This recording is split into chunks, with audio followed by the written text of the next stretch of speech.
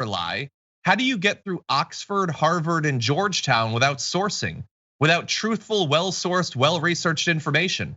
More importantly, as a woman of faith, a Christian, and a new mother, telling the truth was in my nature and central to my family life and faith walk.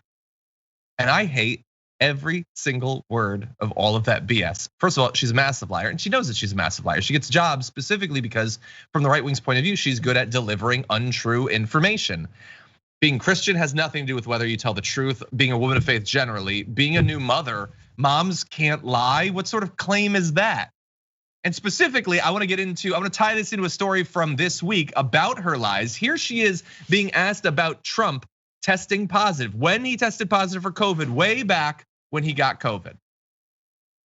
Because he tested on Tuesday before he went to the debate, and then when he tested on Thursday morning before he went to the New Jersey conference. Yeah, I'm not going to give you a detailed readout with timestamps of every time the president's tested. He's tested regularly, and the first positive test he received was after his return from Bedminster. Again, not giving a detailed readout of his testing, but safe to say his first positive test was upon return, or at least after Bedminster, that trip. And she smiles. Well, according to Mark Meadows and three other sources, we know that that is not true. She was lying about when he had COVID to cover up the fact that he did a debate having tested positive. He met Gold Star family. Like, she's hiding behind being a mom and a Christian. She doesn't care that he potentially exposed moms who lost their kids, their soldier kids, and exposed them to COVID. So just massive, needless lie, in addition to the thousands of other lies that she did in her position as that spokesperson. Really fast, Brett, what do you think? Just all in. She's just all in on like, well, I have no integrity whatsoever. What am I gonna do, apologize? No, I'm gonna go all in. And like by her logic, no Christian has ever lied, no mother has ever lied, no elite Ivy League schmuckwad that ended up in the deep state has ever lied. Like, she apply that to Democrats who've been to Oxford or Harvard or whatever? Period, done. Like, no. Bill Clinton did all of those things. Yeah, he's a new mom too.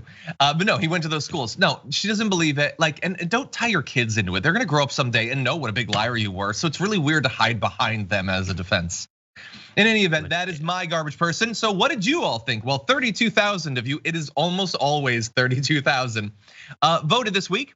And here are your top 5 community garbage people. Coming in at number 5 with 4% of the vote is Mark Meadows for claiming and then folding on his Trump COVID claim. Number 4 with 8% of the vote is Dr. Oz for running for Congress in a state he doesn't live in, and for all the other stuff about him. Number 3 with 10% of the vote is Professor Yenner for telling women to get out of the workforce. That guy sucks. Number 2 with 22% of the vote is Lara Logan for comparing Dr. Fauci to Joseph Mengele. Interesting that got number 2, but far and away your community garbage person of the week at number 1, 56% of the vote is Lauren Boebert for her Islamophobic and homophobic attacks. I felt sure that that would be it. Thank you to everybody who voted in the poll. She is utter garbage. And Brett, thank you for being here. Thank you for having me. I'm just happy to be around and just have a moment to just rub elbows with the stars like Johnny Piderola. Thank you for that, for your commentary, for your songs, and for Game Busters later on. But with that, we do have to run. Indisputable is coming up in just a few minutes. Later on today, I will be leading the first hour of the Young Turks with Cenk Uygur and Charles Coleman. So that's really exciting. You're not gonna wanna miss it. But until then, stay safe out there, stay sane out there, and we'll see you soon.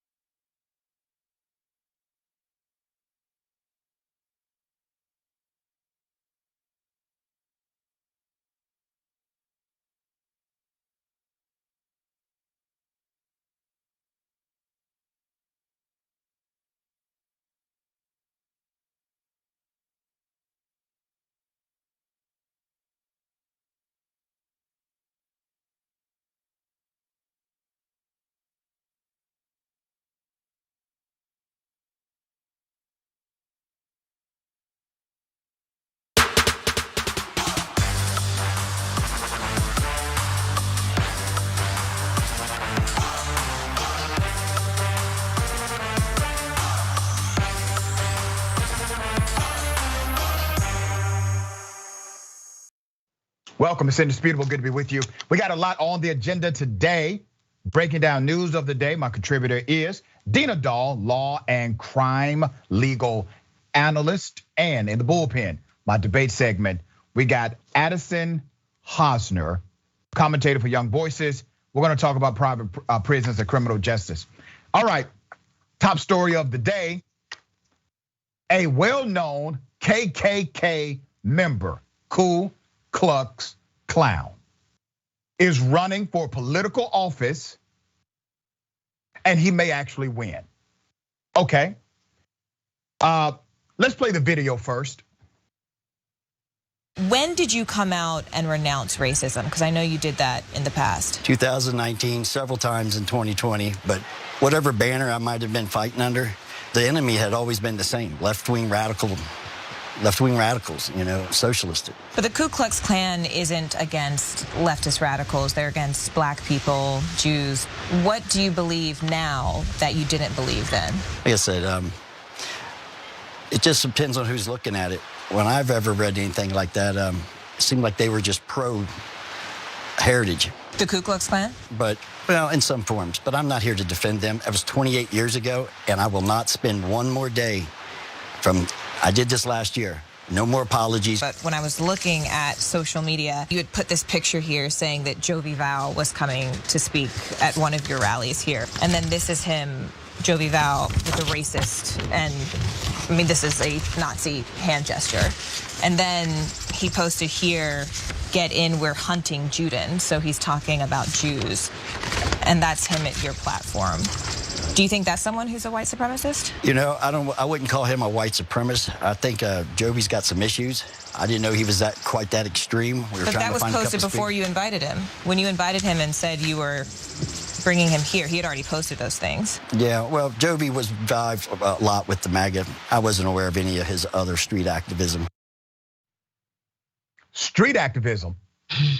That's what we call street activism. Listen, I got a whole lot of this guy. Now, he says he denounced racism in 2019, 2020. Well, he did denounce racism in 2021, and then he qualified to run for commissioner right after he said, "Oh no, racism, wrong, bad."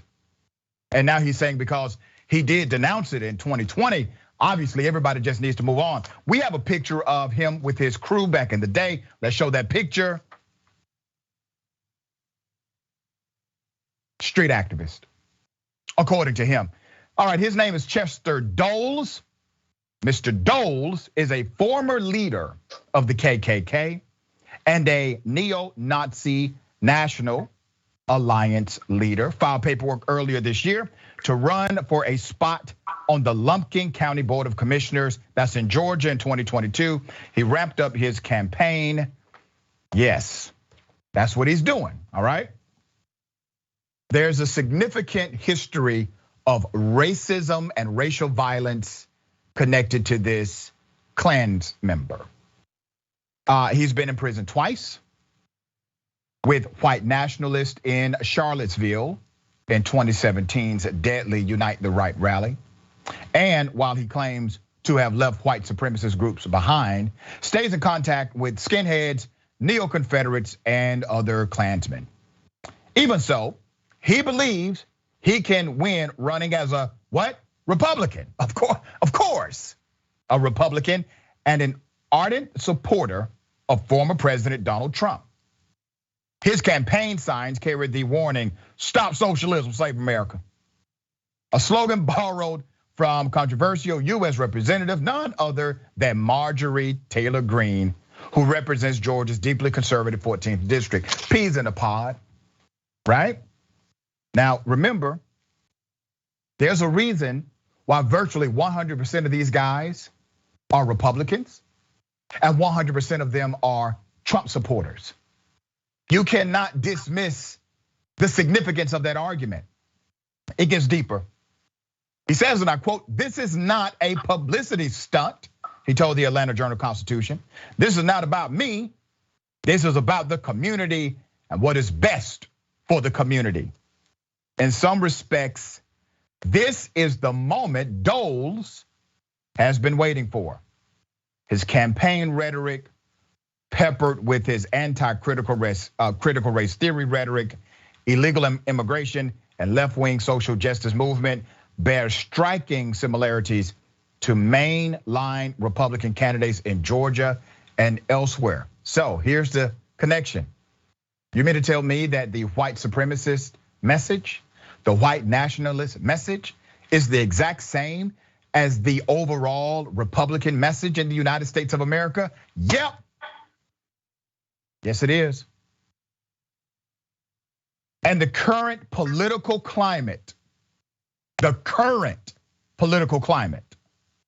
has allowed some candidates with a checkered past like this guy, a past of violence against others because of his racism, even checkered presence, to mount successful campaigns. This month, at least seven people who were at the January 6th Trump rally and terrorist attack have won races around the country. Okay, let me give you some more background to this guy. Doles was also convicted in 1993 on federal charges related to the beating of a black man in Maryland. Doles was sentenced to 7 years in prison and served 4. In 2003, Doles, then an activist with the National Alliance, was arrested on federal firearms charges. The charge netted him another 4 years in prison, okay? Here's what else he said. Now, this is the part that should cause everyone alarm, even if you subscribe to a Republican ideology. He said, and I quote, "I'm running for county commissioner and not something ridiculous like Congress or state senate. I think if this thing does pop off and things go south in America with martial law and all that, it's going to be your local sheriff and county commissioners that's going to mean something in your area." Now, what do you think he's going to do? You think he's going to go around and attack other bigots and whites? If he feels like the government has gone too far, the federal government has overreached, if in his make-believe world, in his fabricated societal construct, if he thinks the federal government is overreaching, who do you think he reaches for? He reaches for black bodies. He reaches for brown bodies. He utilizes his bias and his racism, prejudice, and bigotry to institutionalize the racism. You see, this guy's a shining example of institutional racism because he wants to seek and obtain political power for the reason of implementing systemic and institutional racism in his local jurisdiction. Attorney, what do you see here? I mean, first, I can't believe this is 2021 and this is happening. Yeah. Of course, we know that Trump having won and still highly popular despite his racist comments and cuddling with these groups is what is allowing this to happen. The other thing is the gerrymandering, the redistricting that is creating districts that are so extreme. It is allowing people like him, which really are horrific. I don't even think it's that past. He didn't really try to distance himself that much. It wasn't just rhetoric, like you said, he actually was violent, these racist violent crimes as well. And he may very well win.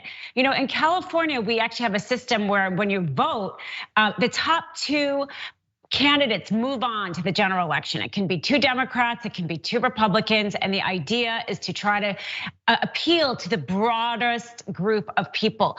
If we can't get the voting rights bill passed and eliminate gerrymandering, we have to get something like this, because if they only have to speak to an extreme group of people, we will have more and more extreme candidates like him, which is really scary because, like you said, the things he plans on doing, are very scary here as county commissioner. Yeah, totally unrelated story next. There's a woman who has been caught breastfeeding her cat on Delta. Let that sink in.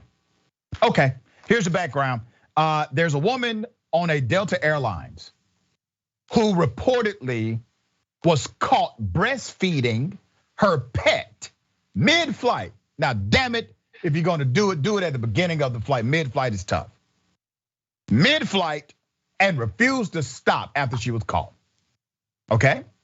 Newsweek reports that the woman was on a plane between Syracuse, New York, and Atlanta, Georgia, when the incident occurred. An image circulating on social media is reportedly a screenshot capture of a message sent using the aircraft communications addressing and reporting system. Pilots used the system to transmit text-based messages to the ground. Let's put up the message that was relayed. And I'm sure whoever got that message thought somebody has been drinking the small alcoholic bottles too much. What does it say? It says that a passenger in seat 13A is breastfeeding a cat and will not put cat back in carrier. In response to a request from a flight attendant, is followed by a message that asks the situation to be addressed by the airline's red coat team upon landing. I don't know, this may not be a job for the red coat team. I mean, this may be a level 10 situation here, okay? I've actually done a little research on this, and one, it's probably not illegal unless you apply generally and liberally an animal neglect or animal abuse statute. Now here's why. According to all of the science that I could find about humans breastfeeding cats, and surprisingly, there's a lot of that on the internet, didn't know it. Cats will have severe reaction to human breast milk, including vomiting and swelling, and yeah, if it's excessive, they could die. Okay, this woman had one of those like hairless cats swaddled up in a blanket so it looked like a baby. Ansley Elizabeth reportedly said in the video. That's the flight attendant, okay? Her shirt was up and she was trying to get the cat to latch, and she wouldn't put the cat back in the carrier, and the cat was screaming for its life. I'm surprised she wasn't screaming. Anyway, all right, Miss Doll, in all of my days of doing the news, I never thought I would ever do a news story about a human being trying to breastfeed a cat in mid-flight on Delta Airlines. I know, I was gonna say something thoughtful about how these poor flight attendants are having to deal with so many unruly passengers. But I think at the end of the day, if you're gonna do this, please just do it in your home. Like, I don't wanna know, none of us wanna know. Like, there's some things better just to be done behind closed doors. I don't need to know all the weird things people do. All right, fair enough. Okay, let me take it to Joel Olsteen. You know Joel Olsteen, the televangelist, mega preacher, was in trouble a few years ago because of his neglect in serving his local community when they were experiencing a flood, right? Okay, that same guy. A plumber has discovered a bunch of money inside of the walls of the church. I kid you not. So a plumber discovers money and checks in Joel Olsteen's church. They refer to it as bags and bags of cash in a bathroom wall. Here it is. The discovery came several years after someone stole $600,000 in cash and checks from a safe at Olsteen's Lakewood Church. That's according to a report from KRPC Channel 2. The station suggested that whoever stole the money in 2014 may have hidden it in the bathroom wall. A plumber named Justin said in a statement, and I quote, his heart, he started working on the toilet and had to remove the tile and the installation, the station reports. Once he removed the insulation, he discovered about 3,000 envelopes full of checks. That's a lot of damn money. Some had cash in it. Justin said he called the church's maintenance supervisor and had to stay at the church for almost 7 hours after the discovery. Houston police investigators later questioned Justin and removed the rest of the wall, discovering bags and bags of money and checks. In 2014, Houston police said $200,000 in cash and $400,000 worth of checks were stolen from a safe in the church. At the time, the church said the stolen money represented funds that were contributed during one of their weekend services. Just one of them now. Just one of them, okay? Justin said the church, or HPB, never thanked him or reached out to him about the $25,000 reward money. The station reported, referring to the reward that was offered following the 2014 theft. Justin said he even called Crime Stoppers about the reward money, but never heard back. He even tried reaching out to Joel Olsteen, but hasn't heard back. I mean, damn. Joel, come on, brother. You got to at least get this guy, I don't know what, a tithe. Give him 10%. This is a really crazy story. I have my assumptions and conclusions, all based on speculation. But I think it was an inside job. I think somebody who works there stole the money, and I think this was their retirement plan, and somebody found it before they did, before they came to get it back. All right, Dina Doll, what's your thoughts about this story? And why hasn't this man got his money? Oh, he should absolutely get his money. And depending on the wording of the reward, he might actually have like a legal claim to that money. And good for him, he had integrity and he did the right thing. And it's awful they're not paying him. I agree with you, it's totally speculation, but definitely seems like an inside job. Somebody who thought they were gonna have continued access to this wall. It's fascinating. My contracts law professor will be so proud of me for this moment, because when you put out a proclamation for reward, you establish a contractual relationship.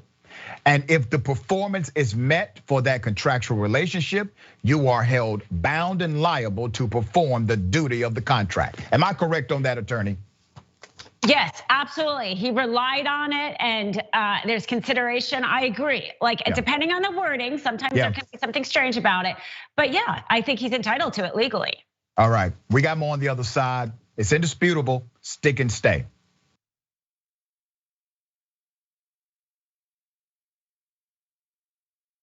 Cenk Uygur is not here today, which means that I will be able to talk during the show. No, we'll see. Poor Cenk, under the bus.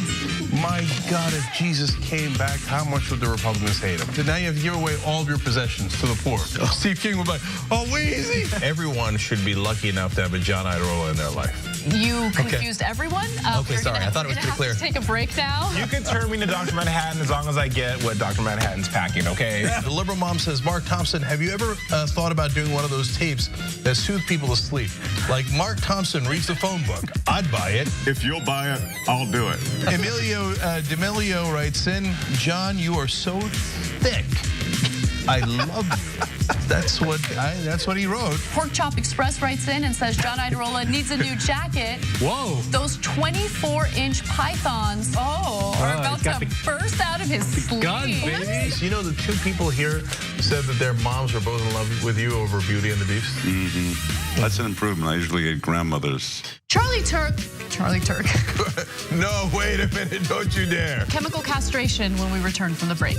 I hope that, who they choose for the White House isn't just a borderline Klansman. That's all we gotta hope. That's it, we will settle it. She's cute. I didn't say that about Laura Ingraham. Scandal at TYT. Did Anna comment on my tan yet? No, she hasn't. You're a good foster. But Anna did say that I come in here today with a fresh mind. That's all I'm about. I'm about a fresh mind. I can't with you right now. Okay? She just can't. She can't, but nonetheless, we have to for another 3 hours. I'm back, baby. Let's rip in the Republicans. See, don't miss the live show. That's great. Tell people, if you're a member, you get the whole live show whenever you want, because this stuff doesn't go into any of the clips.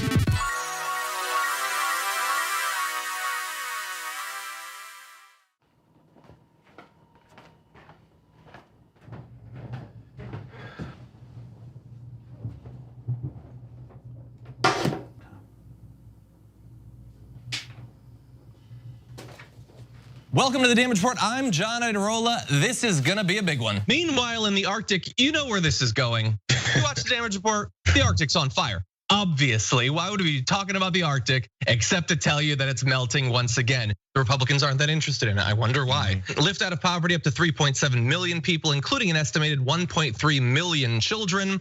Hashtag save the children? Not if it costs money. I mean, come on. What's happening? I'm Dr. Rashad Richey, host of Indisputable with Dr. Rashad Richey. Here's the bottom line. I play no games about policy, period. Too many people's lives are at stake. So here's what I do. I challenge conservative ideology that hinders the growth of this country. I make sure we place our facts in proper context, and I have no problem debating anyone on a position that I have. Progressives have the ideas to change the world, but when you really look at it, progressives have always changed this world for the better. I want you to tune into my new show, Indisputable with Dr. Rashad Richey, right here on the TYT Network, 2:30 p.m. Eastern Time, 11:30 a.m. Pacific Time. I'll see you there. Everything that we've accomplished over the years is because of our members who've allowed us to remain independent of corporate interests and reach 20 million followers. Now is the time to bring as many people into the progressive movement as possible. We're inviting you to be the change and help bring a community-powered progressive change machine to life. Details are at tyt.com/change. If you're a member, thank you. We need you to remain so. If you're one of the thousands of viewers out there who's not a member yet, the time has come for you to join now. We need you more than ever. tyt.com/change.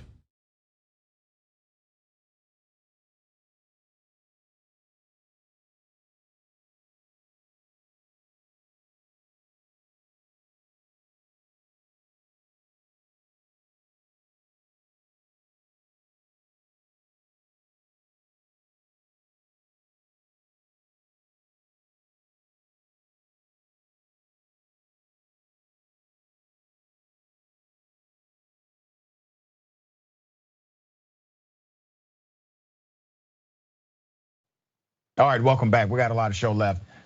Do not forget, all right, don't forget, Shop TYT, last day for the sale. If you're thinking about gifting your loved ones for the holidays some progressive merch, all right, last chance to receive guaranteed shipping in time for the holidays. We've extended the discount. Shop TYT has 20% off site-wide. Use code HOLIDAYS at checkout, HOLIDAZE. All right, all orders must be placed by December 5th, okay? That's to make sure you get your great gift before the 25th. All right, Power Panel. Check out the Young Turks today for the Friday Power Panel.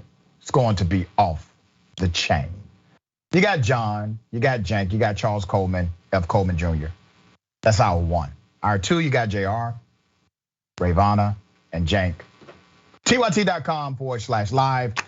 Watch live at 6 p.m. Eastern Time, 3 p.m. Pacific Time, all right? Okay. All right, and we got Ben next, right? We got the big homie, all right, Ben Carollo. So make sure you check him out right after Indisputable. What is that? That's Galaxy Brain, Ben Carollo, all right? Thank you in advance. Let's get it. KKK politician Mickey C, the silver-haired dragon, says, what's the big deal? Most of the Republican Party are openly white supremacists. Yep, misogynist and fascist anyway.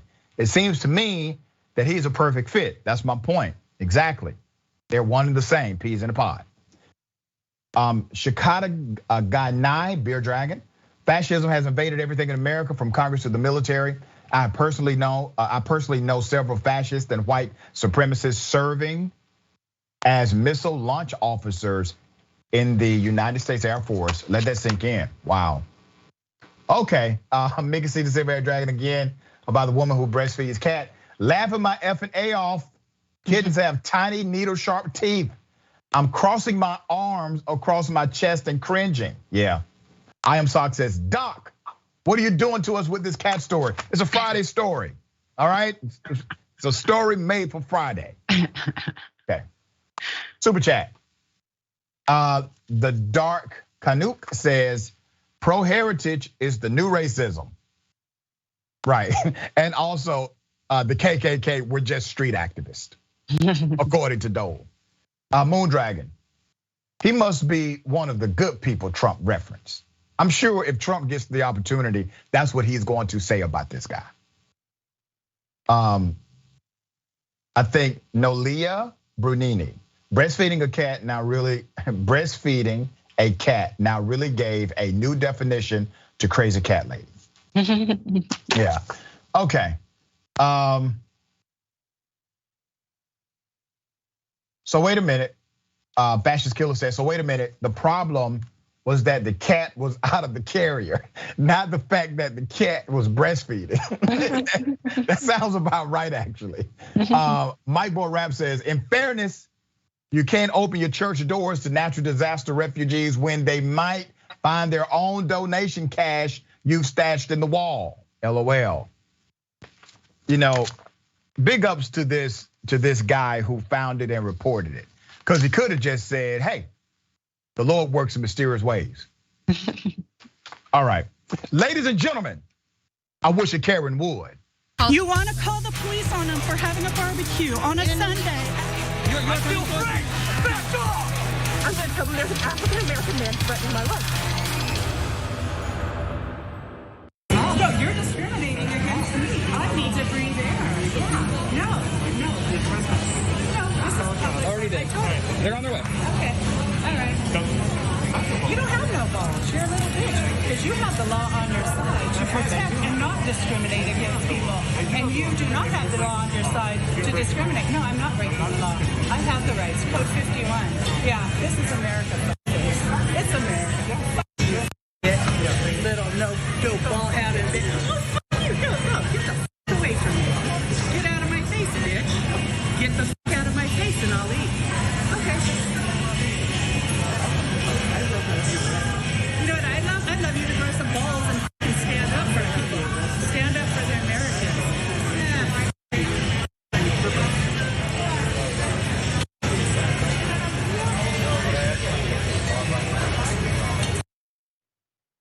All about a mask. Now, she says, this particular Karen says, well, this is discrimination. You're discriminating against me. No, discrimination is unjust prejudicial action. That's not unjust, that's a rule, all right? Companies get to enforce these rules. Let's say it again.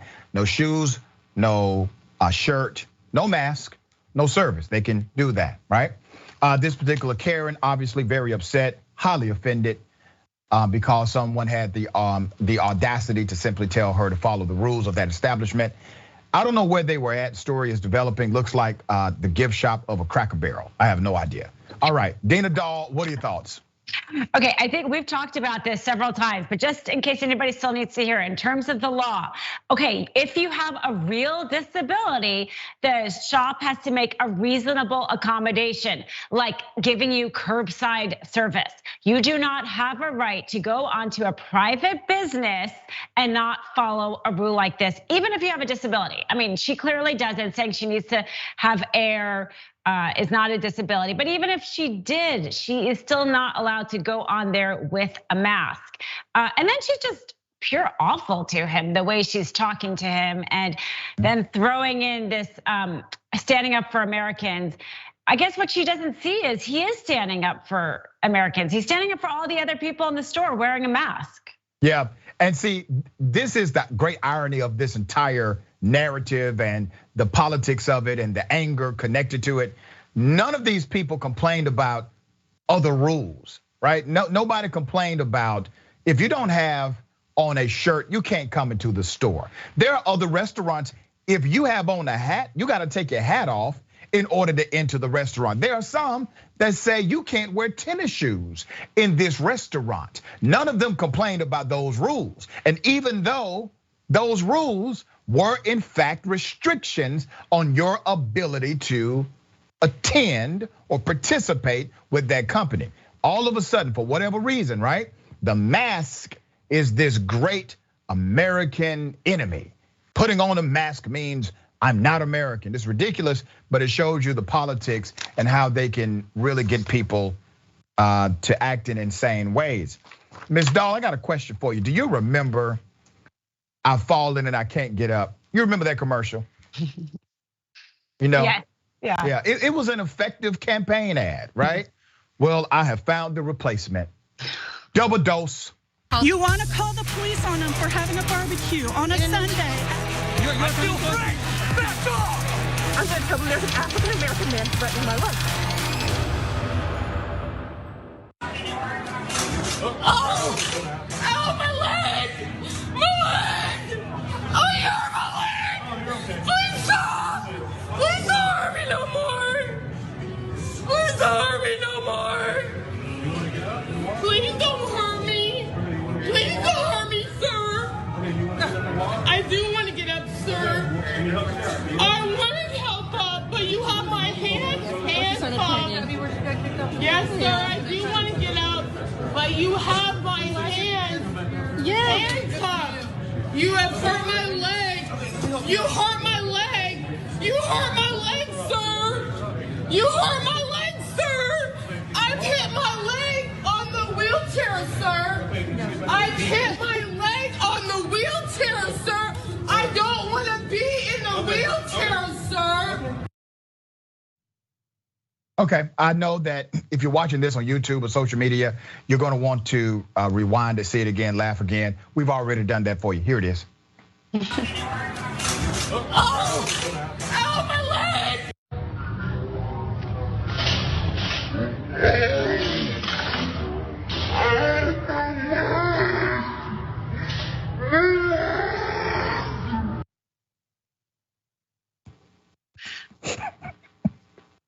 I'm sorry. It's just so many better ways to do that. That was the worst way possible, Karen. And then Karen says, don't hurt me no more. Well, madam, you're hurting yourself here. All right. See, things like this can really, really become dangerous for people. And once again, we have a Karen whose Karenicity is out of freaking control. Dina Doll, is this connected or is it close to false allegation here? I was thinking a personal injury lawyer may be calling her any moment now. Oh man. Because there's always a claim. There's always a claim for a lawyer. It's amazing, and listen. I agree with you. I think there's some lawyers saying, "Wait a minute, I see a real injury here, right?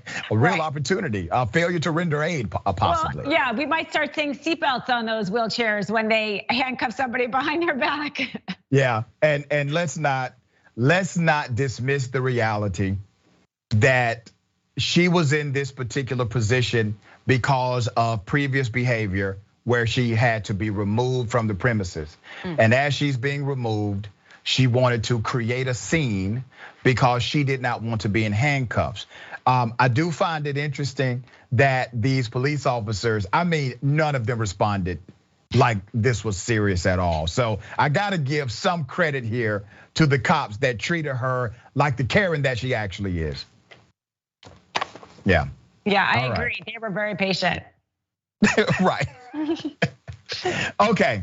All right. So here's the thing. We got a lot of show left. We got a lot of comments. We're gonna come back. All right. It's indisputable. Stick and stay.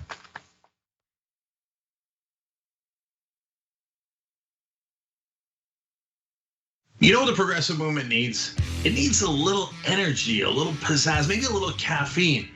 Oh, coffee. But what if it was too strong coffee?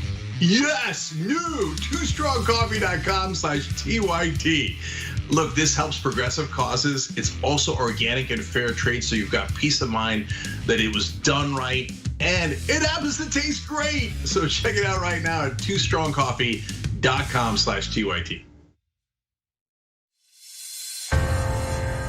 300 million is a pretty good number, Well, that's the size of the US population.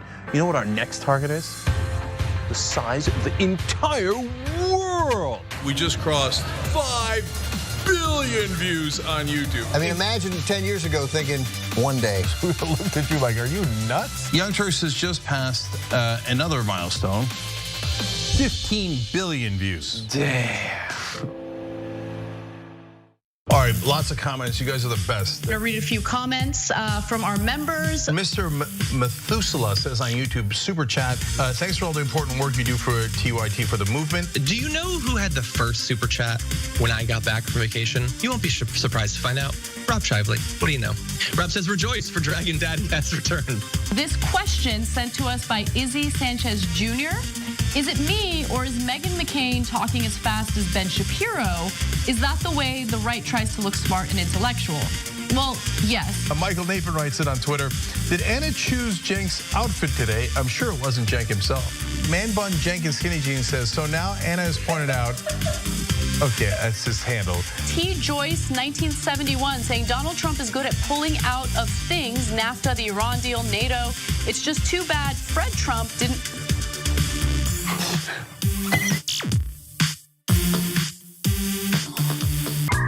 All right, let me do a little quick plug here. It's not even a plug, I'm bragging, okay? I'm bragging, watch me. We have a channel on YouTube, a whole channel devoted just to the Young Turks. It's badass, right? Wow, man. I can see the voice. You guys are rock stars. Unbelievable. Senator Sanders, welcome to Rebel Headquarters. Man, you guys are amazing. We gave you what you wanted. Okay. Speaking of shirts. I have a surprise. You reached a lot of people. You are the Young Turks. And we have spread that progressive message wide and far. Let's keep it going.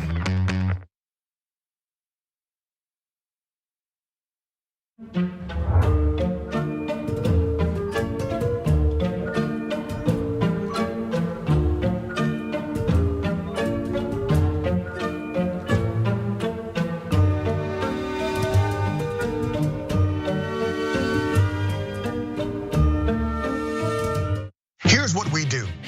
We go beyond the headline. We are willing to engage in transparent conversations with those who do not think like me.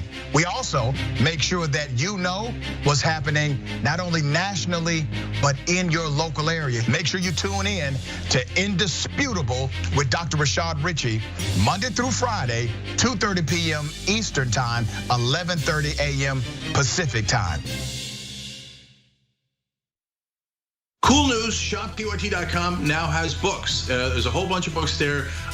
You're gonna be shocked to find out that they're largely progressive. Of course! Ryan Grimm's book, We've Got People, is there. It's a fantastic story from Jesse Jackson to Bernie Sanders to AOC that explains the progressive movement probably better than any book I've ever read. Speaking of awesome books, my dad's got a book out called The Original Young Turk, where he goes from the poorest olive farmer you ever met in your life to living the American dream.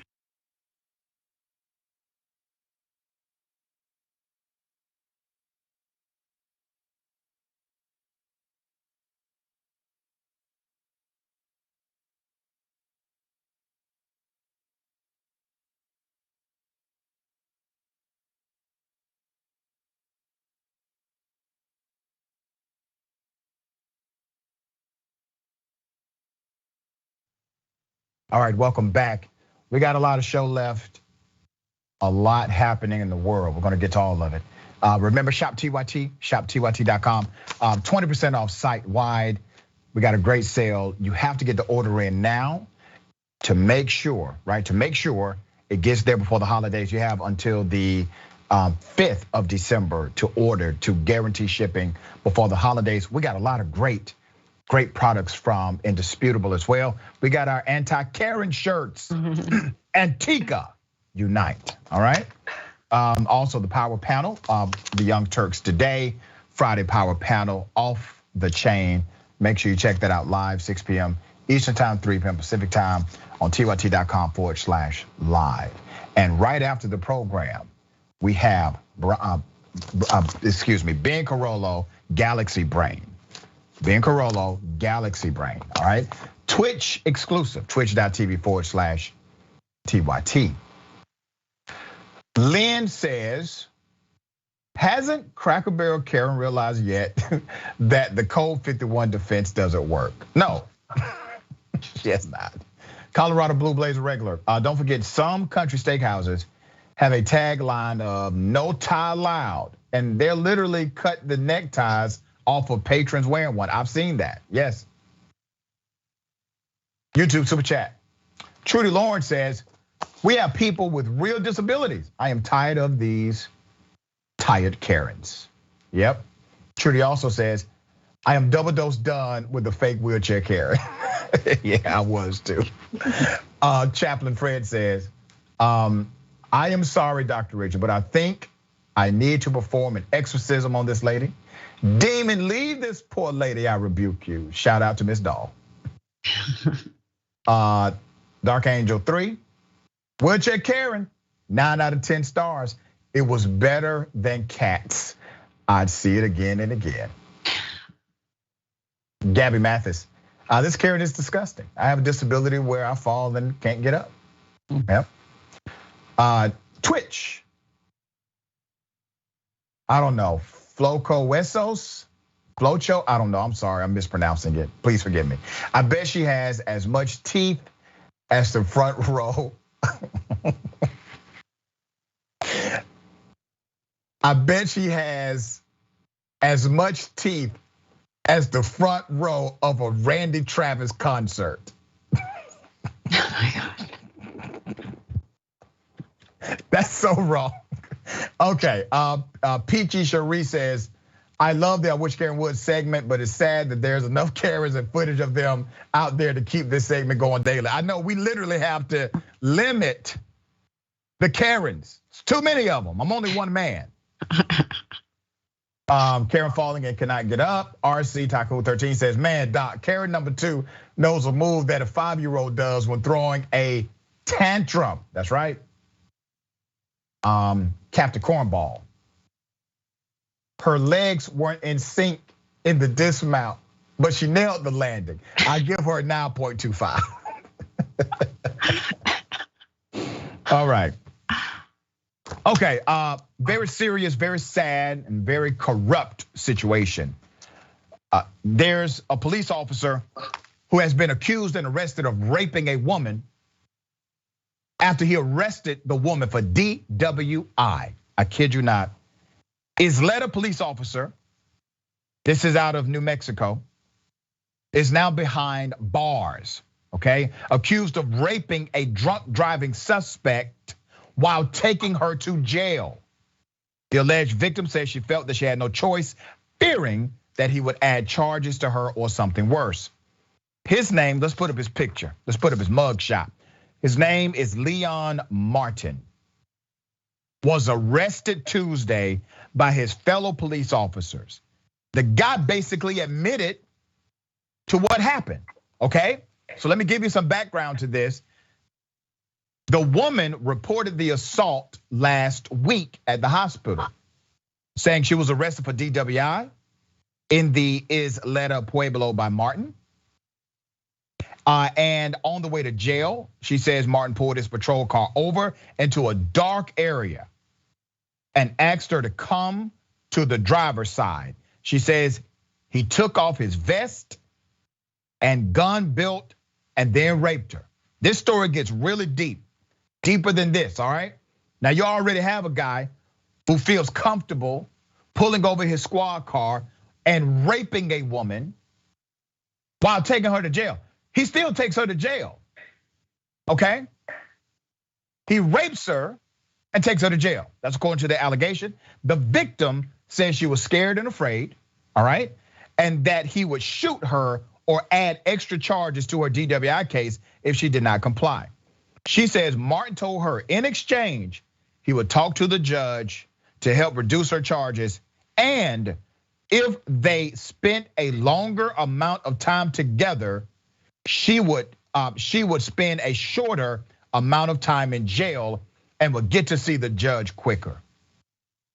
A couple of days later, the victim told investigators she tested positive for chlamydia following the assault.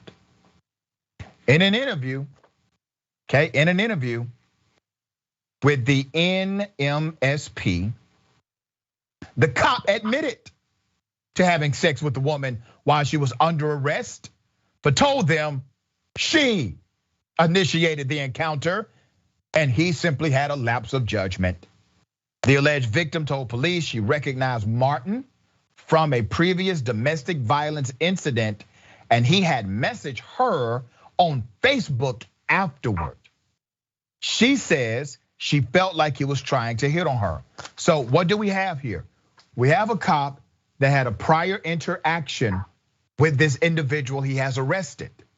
That prior interaction caused him to inbox her on social media. She felt as if this was his attempt to try to get at her, okay? To try and hit on her. This guy is a walking corruption. That's what he is, all right? So there's more. The executive director of the Coalition to Stop Violence Against Native Women said in the statement, "We know that police officers who do this, they do target those most vulnerable. Gender nonconforming people, in this instance, someone who was under the influence, folks who engage in sex work, these are populations of people who are targeted because they're seen as less credible." Let's put the cop's picture up again. He faces multiple felonies now, including criminal assault, criminal sexual penetration, false imprisonment, demanding or receiving a bribe by a public officer, as well as an ethics violation. We're gonna follow this story. The court date has not been set yet, but we're gonna follow this story because we don't want it to be brushed under the rug, as we have seen with other police officers who have been involved in insane and extreme criminal corruption like this. Ms. Doll, you're an attorney at law. Would you defend this guy? No, I mean, that's why I'm not a criminal defense lawyer, although he's constitutionally entitled to it. But I want to say about the woman, good for her for coming forward. That took a huge amount of courage to come forward, especially when her, the person was a law enforcement. She had no idea what was going to happen. She had no idea that he was actually going to admit it. So that took a tremendous amount of courage. And this man should really get the book thrown at him, because he seems like he might have even stalked her. The fact that he was following her on Facebook and he caught her driving drunk. Was he just following her all the time? Very scary. We see things like this happen. And if he is released, he could do something worse. I mean, oftentimes these type of crimes against women, it happens repeatedly. So I really hope they take this really seriously. And the fact that it came out during this story that behind police brutality is sex abuse as the #2 police misconduct.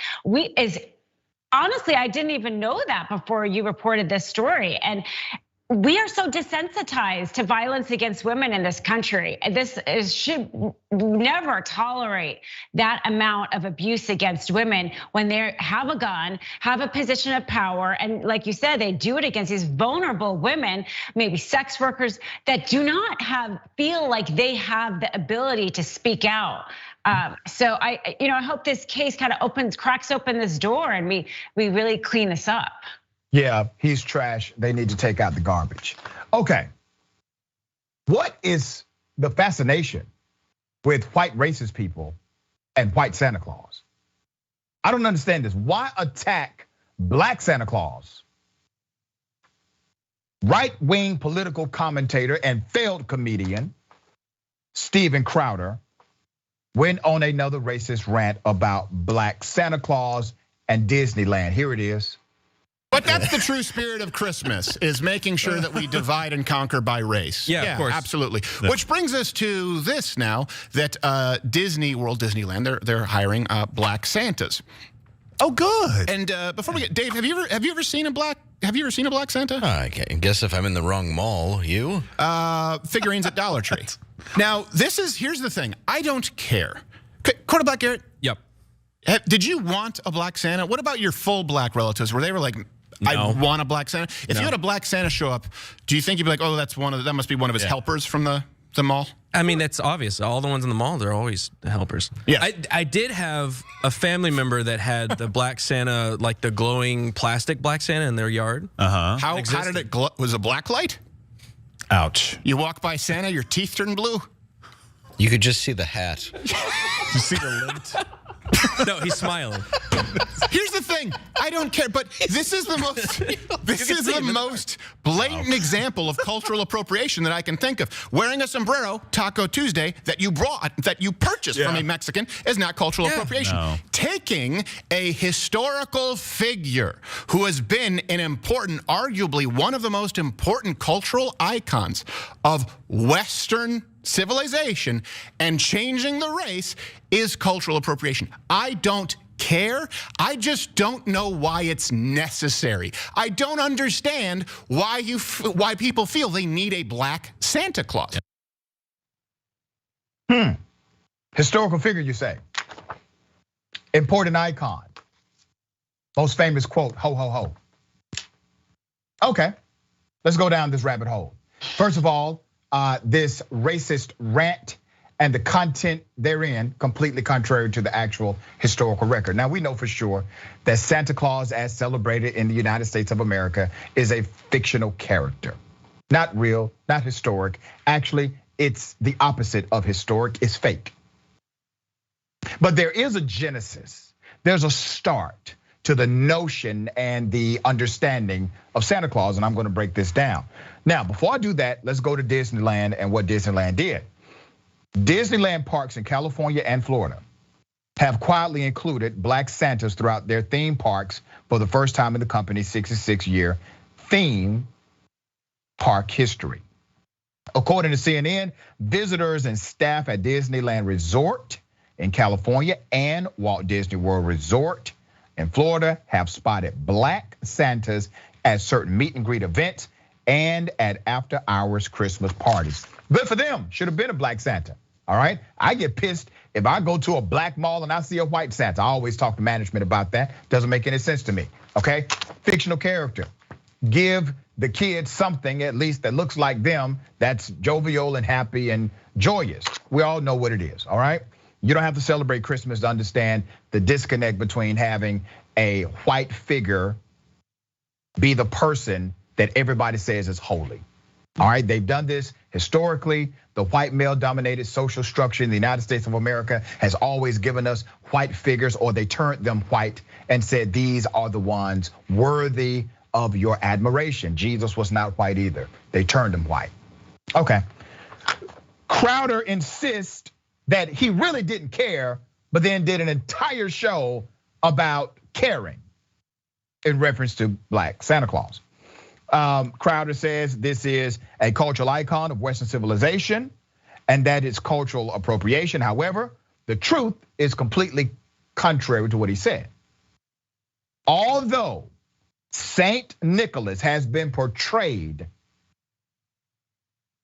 in icons as a white man with rosy red cheeks for centuries, a modern day forensic study of the bishop's bones discovered that he resembled a light brown man of color, okay? This is the history of Saint Nicholas. Meanwhile, a cathedral built in Bari, Italy, this is in 1087, to honor the saints depict him as a Middle Eastern man with very dark skin. According to Psychology Today, the Turkish-born saint looked, and I quote, much more like Osama bin Laden than today's average white man or Coca-Cola's Santa Claus. White conservatives like Crowder have no claim here to determine the race of a childhood icon or fictional character, regardless of skin tone. Let's bring this thing back home. Regardless of skin tone, okay? Both Saint Nicholas and the man we recognize as Santa Claus are symbolic of the joy of giving. Santa Claus, once a year, comes to bring gifts, love, and hope to millions of children around the world. In essence, he shouldn't be limited to just one image or skin color. Instead, she'll be embraced as a figure of our imagination and acceptance in all forms, whether that's in traditional sense or as the modernized version created by the Black Santa company, Santa. Reminds us of light and humanity. That's what it should do, right? But no, it has become part of the racial and cultural war. And let me remind everyone, it has been utilized as a great marketing ploy in the United States of America. 70% of Americans overspend during one season, right now. You know why they overspend? Because the giants of marketing have indoctrinated us to believe that this season should be a season of buying, not a season of giving. Because giving is what you do from the heart. Giving is what you probably do all year round anyway.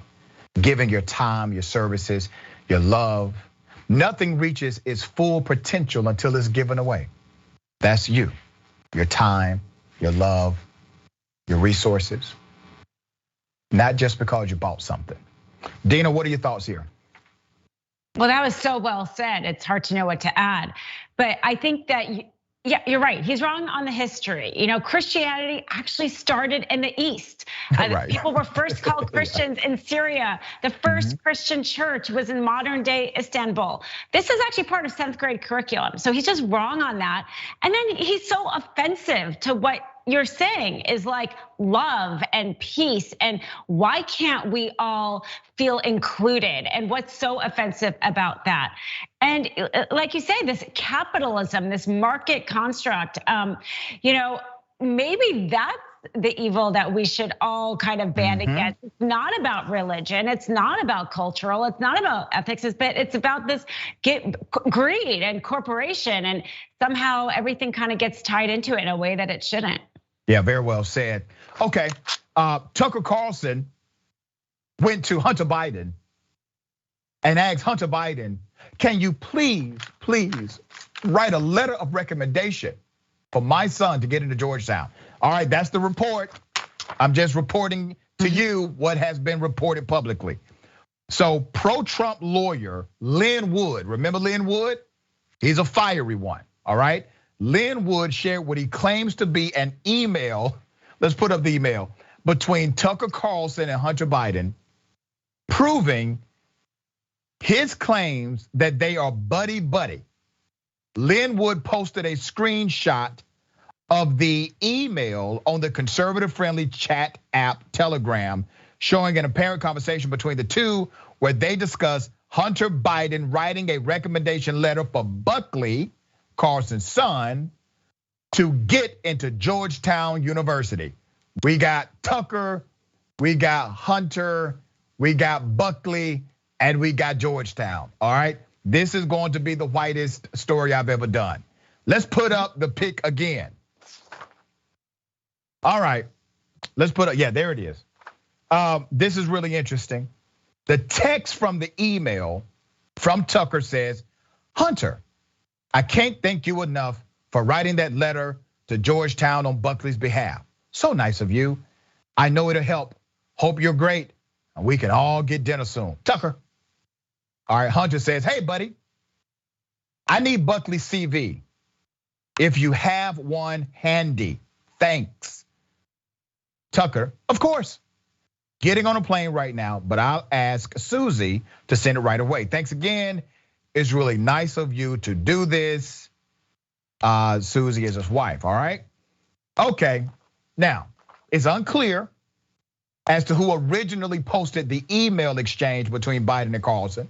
Wood uploaded the unredacted and unverified screenshot to his Telegram channel on Thursday night. It appears to show 3 emails between Biden and Carlson from November 2018. Neither Carlson nor Biden have confirmed nor denied the authenticity of these messages. All right, so fast forward, Buckley did not go to Georgetown University, went to the University of Virginia. He graduated in 2019. Carlson's apparent behind the scenes friendliness with Biden does not appear to gel with statements he has made about the latter. In April, Carlson made the baseless claim that Biden watches child pornography.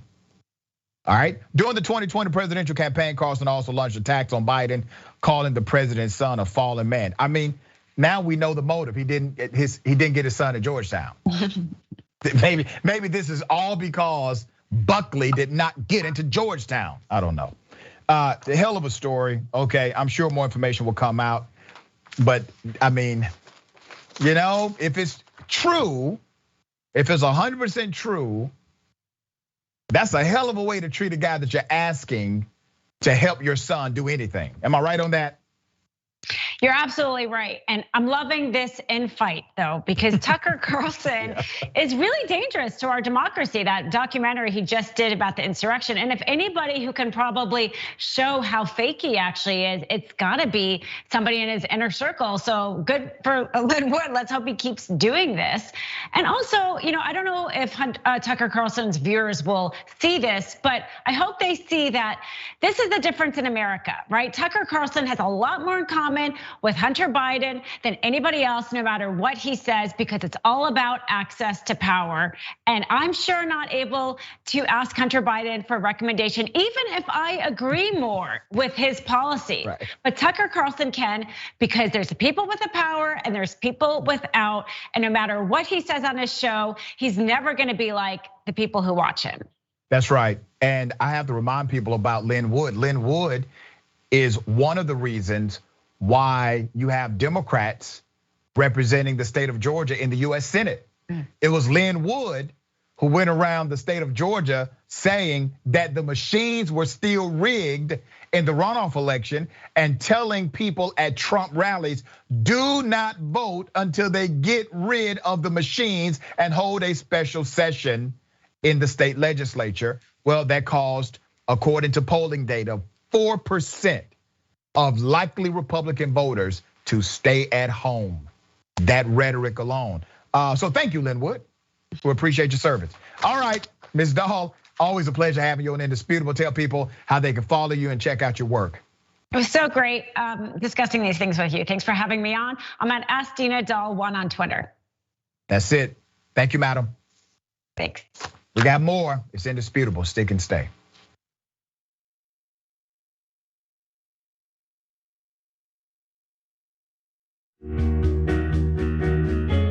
Our audience has given us everything, so we couldn't be more connected. When we first started, people would start giving us directions and say, okay, the mics are too large, move them.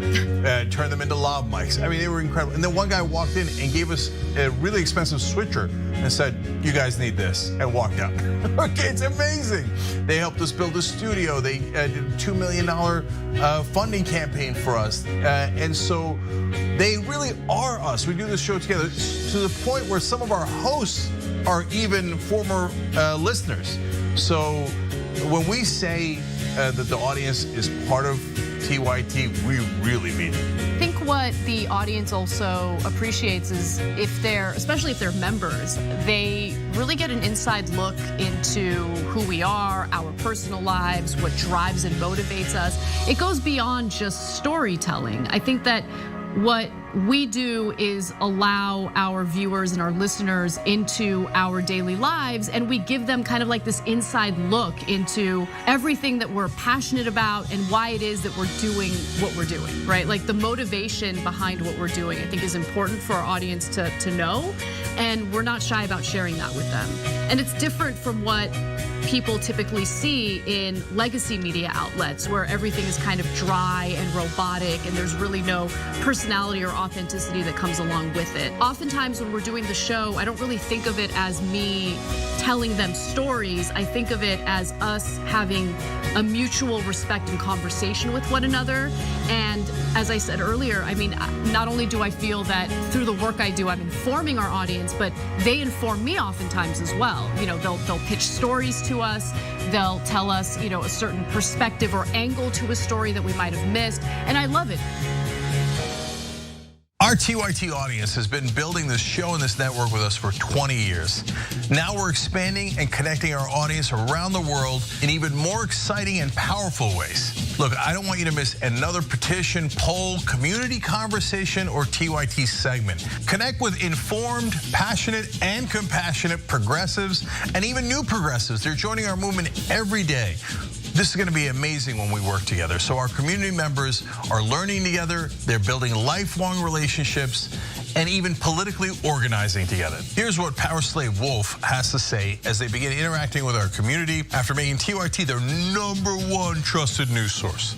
Quote, I've been a TYT viewer since the Obama years and have since found them to be a far more trustworthy news source than most TV news outlets. Away from viewing TYT, I'm a musician, electric bass guitar, sim racer, satire enthusiast, and rollerblader, the latter being my main means of intense exercise.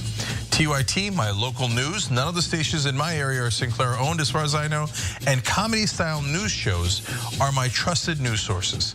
The former and the latter both having something in common in that both have something that TV news sorely lacks, a very low tolerance for BS. So sign up for free at tyt.com/community. We're making it easier to connect, stay informed, and even take action.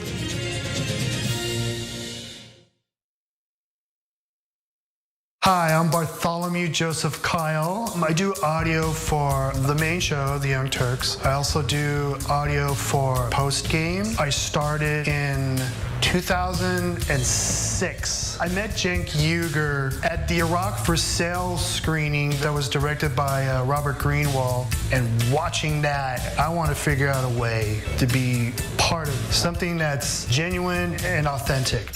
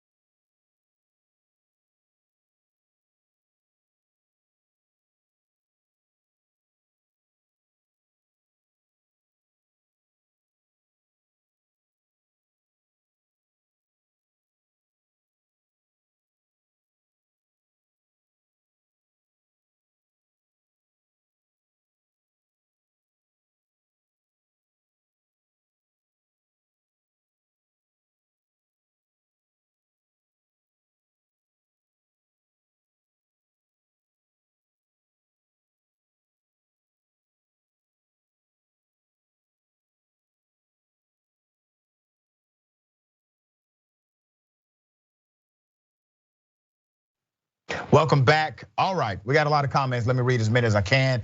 TYT member, next TYT reporter says, apparently these are the good cops people talk about. Arrested him immediately after being told what he did. Colorado Blue Blaze regular, the monster looks like Kyle Rittenhouse's older brother. Mickey C, the silver-haired dragon. Wow, I didn't know that sex abuse was the second most abuse of power. How many women don't report? Yep. In the best of circumstances, women aren't believed. Never mind by a cop. And that leads to rape culture, and that's why we talk about it. I Am Sock says, Crowder says Black Santa is bad, but black elves are okay. At least have some consistency in your mythological racism. I know, if you're gonna be racist with fake characters, have some integrity about it, have some linear logic. All right, YouTube super chat, Mike V. A few years ago, Megyn Kelly had a racist meltdown over Black Santa as well. The fragility out here is real. Yes, she did. She was, and listen, and she made sure we knew that Jesus was white too, which he's not. Forbesilla. Crowder probably doesn't even know about Balthazar being there when Jesus was born. Yeah. Bernie the Kiwi Dragon. Jank is a distant relative of Saint Nick. Max Zaro, cultural icon. The religious saint, or more than likely the one who invented by the Coca-Cola company to sell pop. Coca-Cola got to be loving this. Yeah. Twitch, Tradora. We really need to defund cops. Really reset the whole thing. Starting Park Racing. Santa Claus is the best part of the Bible. I'm laughing because I saw a house. They got all of their Christmas decorations up now. And they have Santa Claus holding baby Jesus. Theologically all over the place. Okay, ladies and gentlemen, welcome to the bullpen.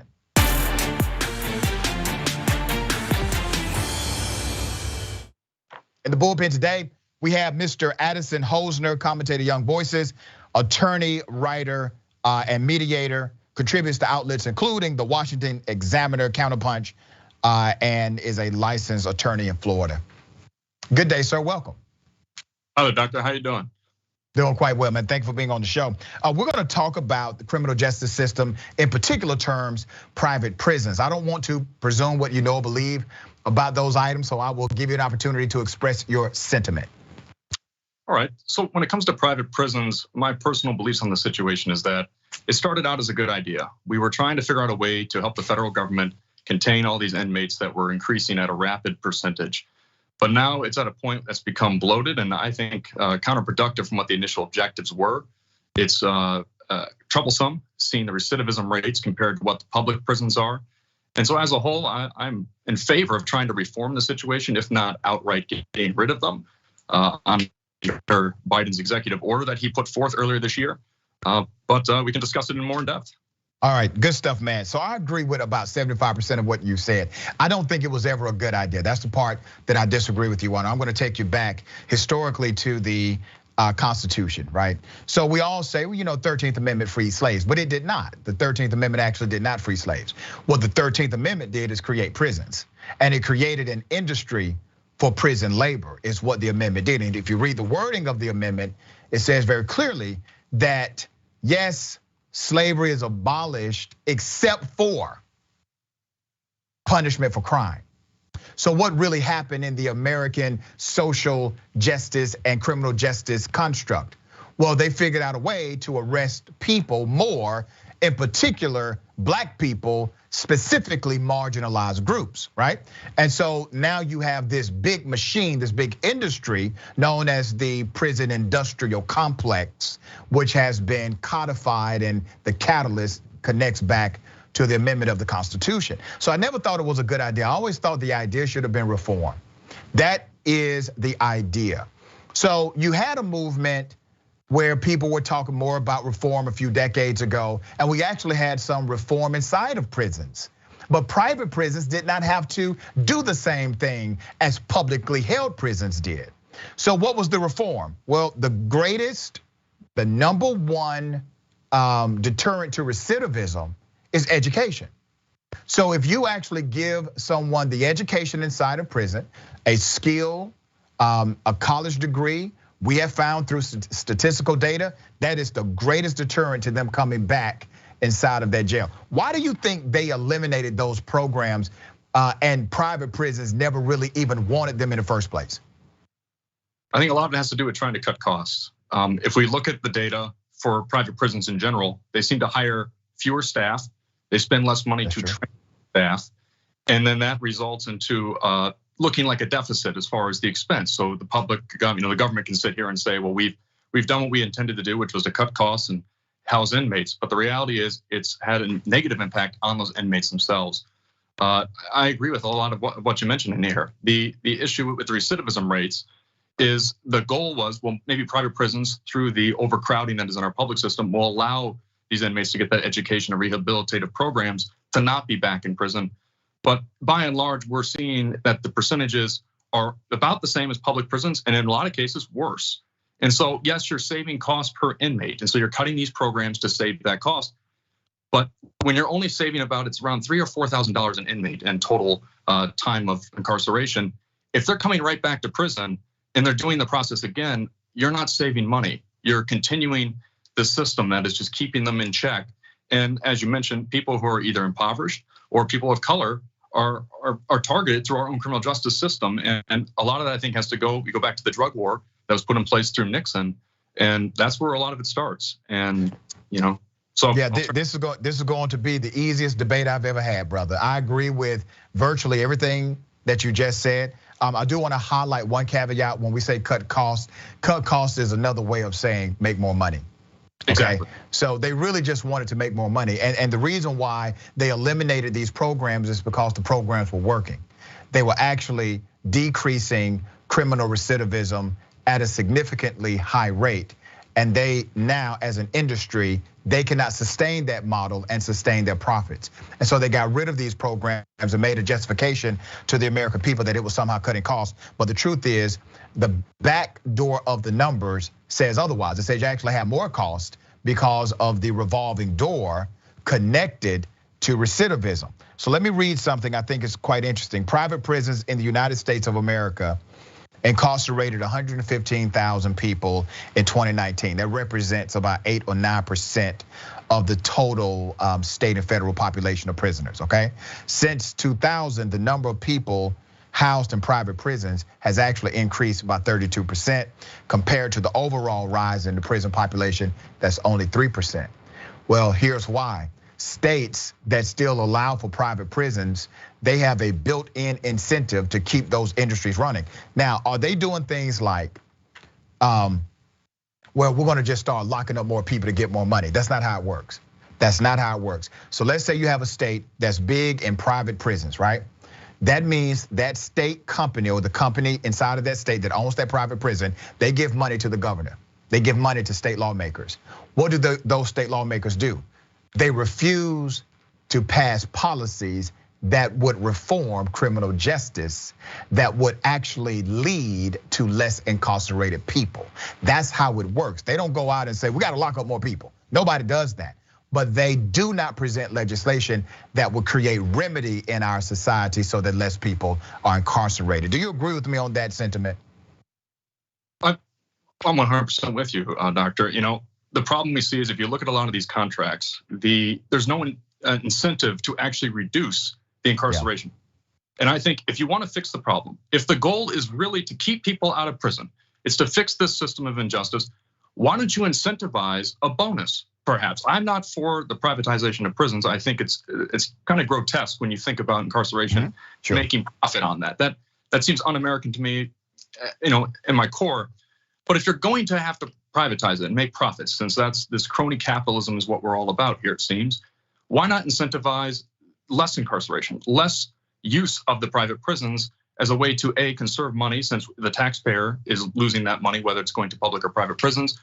And I think that in and of itself would maybe push some of these governors and state legislatures more in line with trying to figure out ways of how we can fix the system itself. Because you have 3 different spectrums within criminal justice. You have the law enforcement, which is the police on the ground.